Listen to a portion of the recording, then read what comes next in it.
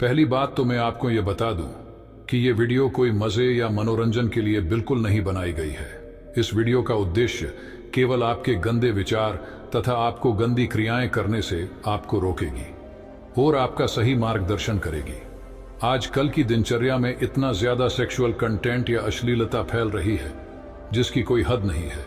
और एक विद्वान ने कहा था कि किसी देश को अगर बर्बाद करना है तो उस देश में अश्लीलता, कामुकता या नग्नता फैला दो। वो देश एकदम तो बर्बाद नहीं होगा, लेकिन वो धीरे धीरे अंदर ही अंदर खोखला और बर्बाद होता चला जाएगा।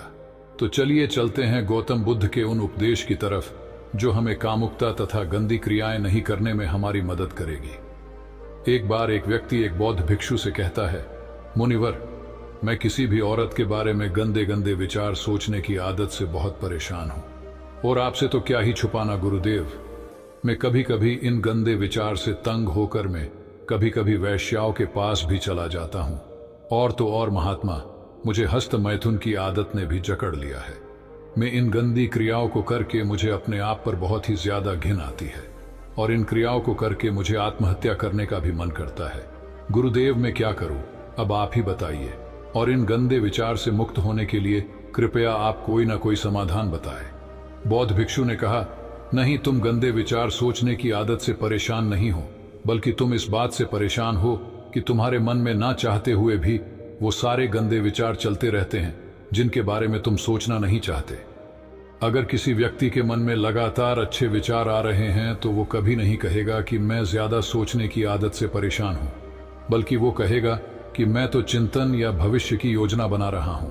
चिंता और चिंतन में यही फर्क होता है कि चिंता के समय व्यक्ति के मन में वो एक ही प्रकार का विचार बार बार चलता रहता है जिसके बारे में वो बिल्कुल सोचना नहीं चाहता।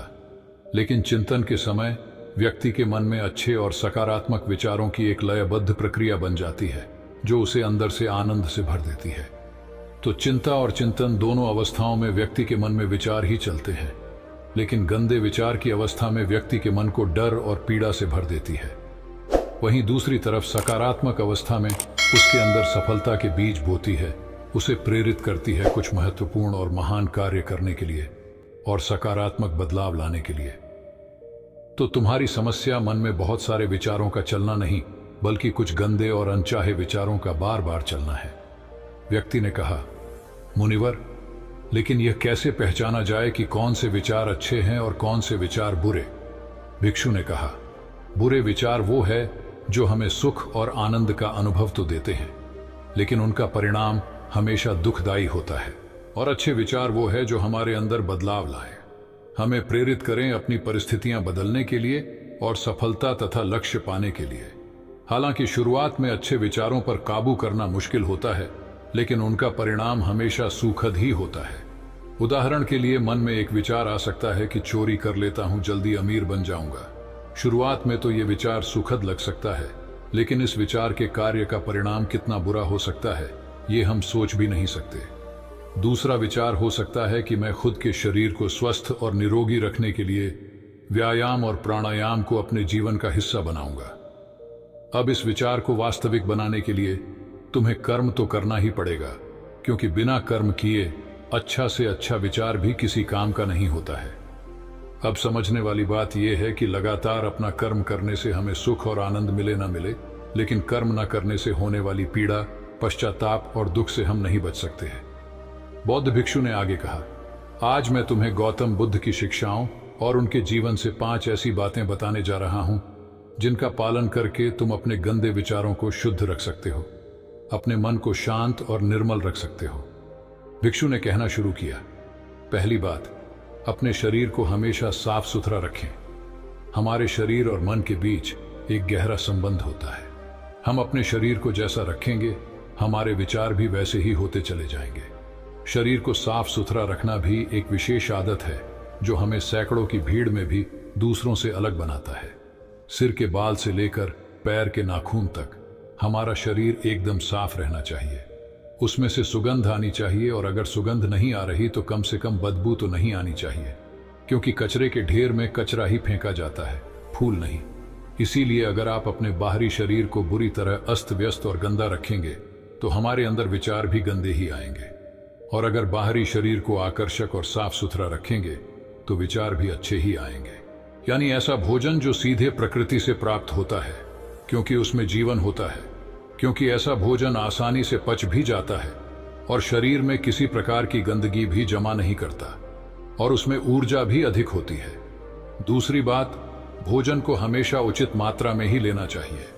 चाहे भोजन कितना ही स्वादिष्ट और मजेदार क्यों ना हो, लेकिन कभी भी अधिक मात्रा में भोजन नहीं करना चाहिए, क्योंकि तुम अधिक मात्रा में भोजन करोगे तो तुम्हें आलस्य और अत्यधिक नींद आएगी और तुम्हारा मन कार्य करने में नहीं लगेगा।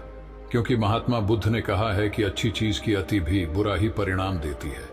भोजन उतना ही करो कि जब तुम भोजन करके उठो तो तुम्हारे अंदर भोजन करने की थोड़ी सी भूख शेष रहनी चाहिए।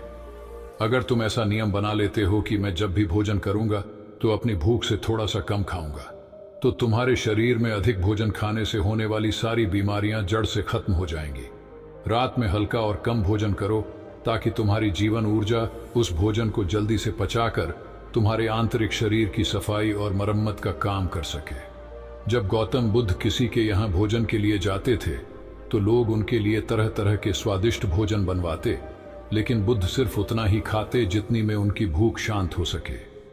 बुद्ध अपने शिष्यों को भी यही सिखाते थे कि भोजन पेट भरने के लिए करना चाहिए, ना कि मन भरने के लिए। यहाँ समझने वाली एक बात और भी है कि अगर तुम स्वादिष्ट भोजन करने के शौकीन हो तो तुम्हें उसे एकदम छोड़ना नहीं है, बस उसकी मात्रा को सम्यक कर देना है। सम्यक का अर्थ है ना बहुत ज्यादा और ना ही बहुत कम। और कहा गया है कि आलस्य में काम वासना अत्यधिक प्रभावित होती है, इसलिए हमेशा संतुलन में भोजन करें। चौथी बात, अपनी संगति का खास ध्यान रखो। ये पॉइंट अत्यधिक महत्वपूर्ण है। संगति का अर्थ केवल उन लोगों या दोस्तों भर से नहीं है जिनके साथ हम अपना ज्यादातर समय बिताते हैं, बल्कि यहाँ संगति का मतलब हर उस चीज से है जो हम अपने इंद्रियों के द्वारा ग्रहण करते हैं। जैसे कि हम किन लोगों के साथ रहते हैं, क्या देखते हैं, क्या सुनते हैं, कैसी बातें करते हैं इत्यादि। जब बुद्ध ने यह निश्चय कर लिया कि उन्हें भीतर की यात्रा पर निकलना है तो उन्होंने हर उस चीज को तुरंत ही छोड़ दिया जो उस समय उन्हें लगा कि उनकी यात्रा पर बाधा बन रही है। इससे यह सीखने को मिलता है कि हमें अपने लक्ष्य को प्राप्त करने के लिए अपनी आरामदायक अवस्था से बाहर निकलना ही पड़ता है और उन चीजों और लोगों को भी छोड़ना पड़ता है जिन्हें छोड़ना बहुत ही मुश्किल होता है।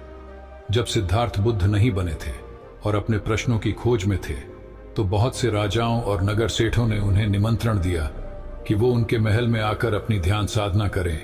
उन्हें वहां कोई परेशान नहीं करेगा। गर्मी, सर्दी, बरसात तीनों से बचने की पूरी व्यवस्था की जाएगी। लेकिन सिद्धार्थ ने उन सबको मना कर दिया क्योंकि वो जानते थे कि उनकी यात्रा भीतर की है और वो किसी ऐसे व्यक्ति की संगति करके अपनी यात्रा पूरी नहीं कर सकते थे जो बाहर की यात्रा में ही व्यस्त हो।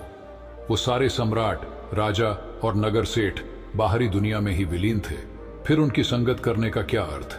इस घटना से सीखने वाली बात यह है कि हमें ऐसे इंसान की संगति नहीं करनी चाहिए जो हमारे लक्ष्य की प्राप्ति में बाधा बने, फिर चाहे वो व्यक्ति कितना ही शक्तिशाली, धनवान और बुद्धिमान ही क्यों ना हो। आगे चलकर सिद्धार्थ ने अपने गुरुओं को भी छोड़ा जब उन्हें यह लगने लगा कि उनकी संगति उनकी यात्रा में बाधा बन रही है। यहाँ एक और बात सीखने वाली यह है कि यह जरूरी नहीं कि कल जो संगति हमारे लिए अच्छी थी वो आज भी हमारे लिए अच्छी ही है। समय और लक्ष्य के अनुसार संगति को बदलना आवश्यक हो जाता है। अपने प्रश्नों के उत्तर खोजने की यात्रा के दौरान सिद्धार्थ का ज्यादातर समय केवल उन लोगों के साथ ही बीता जो उनकी इस यात्रा में उनके सहायक रहे। भिक्षु ने आगे कहा, पांचवी बात, जो भी सीखा है उसे अपने अभ्यास में लाओ। तुमने ध्यान साधना के बारे में सुन लिया, लेकिन अगर तुमने उसे अपने जीवन में उतारा नहीं, यानी ध्यान किया ही नहीं, तो फिर सुनने का क्या लाभ? अच्छा, देखने और सुनने के बाद भी लोगों की जिंदगी में बदलाव न आने का यही एकमात्र कारण है कि लोग अच्छा देखते और सुनते तो है, लेकिन वह उसे अपने जीवन में अनुसरण या अपनाते नहीं है और फिर शिकायत करते रहते हैं कि जिंदगी में बदलाव नहीं आ रहा। इसीलिए जो भी अच्छी संगति में सीखा है उसे अपनी जिंदगी में उतारो भी। गौतम बुद्ध की है सबसे बड़ी खासियत थी कि अपने ज्ञान की खोज के दौरान उनके गुरु उन्हें जो भी सिखाते वो तुरंत ही उस पर काम करना शुरू कर देते। वो कभी भी आज का काम कल पर नहीं टालते थे। इससे उन्हें तुरंत ही यह पता चल जाता कि कौन सी चीज काम की है और कौन सी नहीं। इसलिए जो भी अच्छा सीखा है उसे अपने दैनिक जीवन में लाओ। एक बात और, कुछ लोग काम वासना के विचार को गलत समझते हैं, लेकिन काम वासना का विचार आना गलत नहीं है जब तक कि तुम उसे अति में न सोचने लगो। मन में काम वासना का विचार उठना उतना ही स्वाभाविक है जितना भूख लगने पर भोजन का विचार उठना। इसीलिए काम वासना के विचार को गलत मत समझो। इंसानी जीवन को आगे बढ़ाने के लिए इस विचार का उठना बेहद जरूरी है। सबसे पहले तो तुम ये निश्चित करो कि तुम एक काम वासना में विलीन होना है या इससे ऊपर उठना है। अगर विलीन होना है तो पूरे होश के साथ विलीन हो, इसे पूरा अनुभव करो। फिर इसके बारे में मन में किसी प्रकार की पश्चाताप का भाव मत रखना, क्योंकि यह कोई पाप नहीं है। और अगर तुम्हारा लक्ष्य इससे ऊपर उठना है तो फिर सीखो कि कैसे काम वासना से ऊपर उठा जा सकता है। एक सुगंध अंदर की भी होती है जो कि सकारात्मक विचार और शांत मन के होने से आती है। यह सुगंध हर उस व्यक्ति के शरीर से आती है जो अंदर से शांत हो चुका है। गौतम बुद्ध के शरीर से भी एक मनमोहक सुगंध आती थी जो हर उस व्यक्ति को मोहित कर लेती थी जो उनके संपर्क में आता था।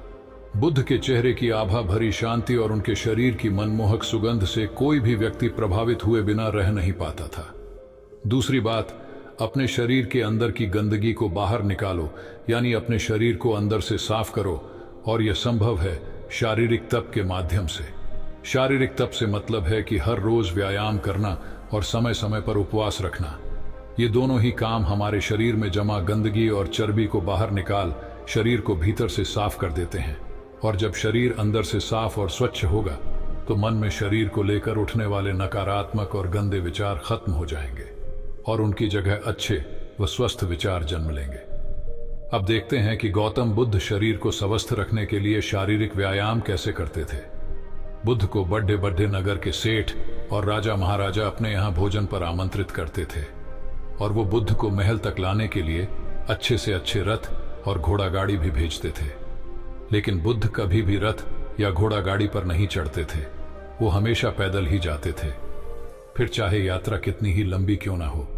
बुद्ध कहा करते थे कि ये शरीर बना ही परिश्रम करने के लिए है। लोग परिश्रम ना करके अपने शरीर को कमजोर, असाध्य और रोगी बना रहे हैं।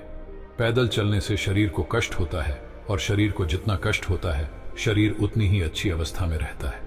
दोस्तों, एक्सपर्ट का मानना है कि फिट रहने के लिए रोज जिम में 1-2 घंटे मेहनत करके पसीना बहाना जरूरी नहीं है, बल्कि इसकी जगह अगर आप हर रोज सिर्फ 10,000 कदम चलते हैं तो यह आपके शरीर के लिए एक कंप्लीट एक्सरसाइज का काम करता है। रोजाना 10,000 कदम चलने से न केवल आपका वजन कम हो सकता है बल्कि आप कई बीमारियों से छुटकारा पा सकते हैं। एक नॉर्मल इंसान जिसका अधिकतर समय ऑफिस में अपने कैबिन के कुर्सी पर गुजरता है, उसे एक दिन में 10,000 कदम चलना शायद उसके लिए नामुमकिन सी बात लगे, लेकिन वह सुबह उठ के दंड बैठक और पुशअप्स या योगा कर ही सकता है, जिससे वह हमेशा निरोगी और ऊर्जावान रहेगा, जिससे उसे कार्य करने में भी मन लगेगा। तीसरी बात, उचित और सम्यक आहार जैसा इंसान का आहार होता है वैसे ही उसके विचार हो जाते हैं। इसीलिए व्यक्ति को कभी भी गलत भोजन जैसे मैगी, बर्गर, पिज्जा, पकौड़ी, चाउमीन इत्यादि भोजन रोज की दिनचर्या में ज्यादा शामिल नहीं करना चाहिए, क्योंकि इनमें अत्यधिक मात्रा में मैदा और शुगर पाई जाती है जो मानव शरीर के लिए हानिकारक है। तथा व्यक्ति को मृत भोजन भी नहीं करना चाहिए। उसे अपने भोजन में ज्यादा से ज्यादा जीवित वस्तु को शामिल करनी चाहिए। अगर तुम इन 5 बातों को अपने जीवन में उतार लेते हो तो तुम्हारे दिमाग में अच्छे विचारों का एक चक्र बन जाएगा। फिर चाहकर भी तुम्हारे दिमाग में बुरे विचार नहीं आएंगे जब तक कि तुम इन आदतों को दोबारा से छोड़ ना दो। बौद्ध भिक्षु के मुंह से ये सारी बातें सुनकर उस व्यक्ति को अपने प्रश्नों का उत्तर मिल चुका था। उसने बौद्ध भिक्षु का धन्यवाद किया और वहां से चला गया। दोस्तों, मुझे पूरा भरोसा है कि आपको इस वीडियो से बहुत कुछ सीखने को मिला होगा। धन्यवाद।